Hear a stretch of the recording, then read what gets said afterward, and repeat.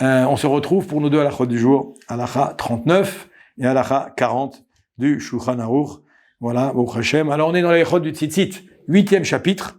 Ici, le Shulchan Aruch fait une petite parenthèse.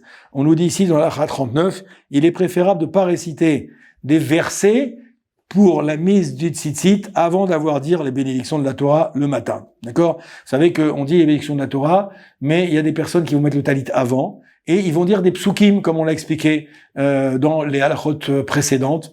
On nous dit c'est préférable de pas dire de versets de la Torah avant d'avoir fait les bénédictions de la Torah, qui seuls, eux, nous permettront de dire des versets de la Torah. Normalement, c'est une petite halakha qui n'a rien à voir avec le talit, je n'ai pas le droit d'étudier la Torah, je n'ai pas le droit de proférer des versets de la Torah, je n'ai pas le droit d'enseigner des versets de la Torah si je ne l'ai pas dit le matin, les bénédictions de la Torah, il y en a deux. Il y en a deux, d'accord? Donc si je ne les ai pas dit, normalement, je ne peux pas le faire. Le talit, c'est pareil.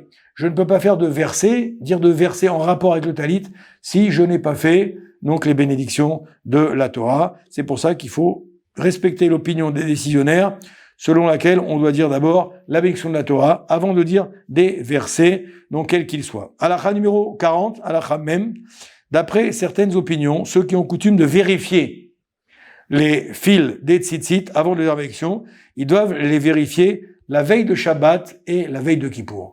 On a dit que c'est pas interdit de le faire le jour de Shabbat, ni le jour de Kippour, mais c'est préférable de le faire quand même à un autre moment, avant de les ranger, pour pas devoir avoir les vérifier le lendemain.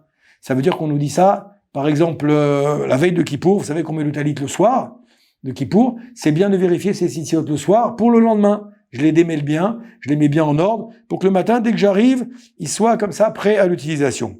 Si on l'a pas fait, alors on peut le faire le matin, bien entendu, c'est possible. Il y en a également qui ont un talit qui est réservé spécialement pour Shabbat.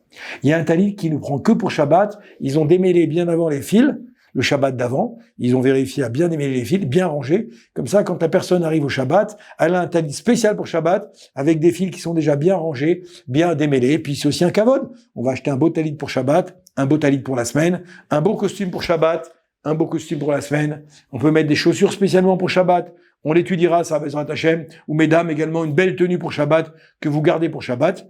Alors ça, on voit chez les chassidim.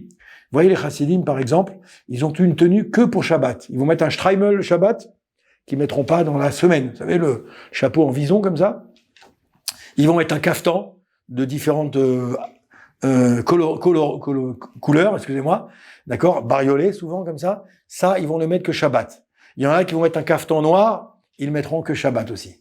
Alors c'est pas parce que Shabbat il se transforme en un autre personnage, pas du tout. C'est la même personne, mais c'est une tenue qui est dédiée pour Shabbat. On va dire l'Irvot Shabbat. Alors nous, c'est vrai, chez les Sfaradim et chez les Ashkenazim, on n'a pas une tenue spéciale pour Shabbat qui n'a rien à voir avec notre tenue de la semaine. On n'a pas ça. Eh bien, ce qu'on fait, on peut réserver un costume, on peut réserver des chaussures, on peut réserver une cravate. On peut réserver, mesdames, une belle coiffure, etc. Ouais, une belle coiffe. C'est possible. Mais on peut également avoir un talit spécial pour Shabbat. Voilà. Alors, n'oubliez pas le petit texte en bas avec le téléphone.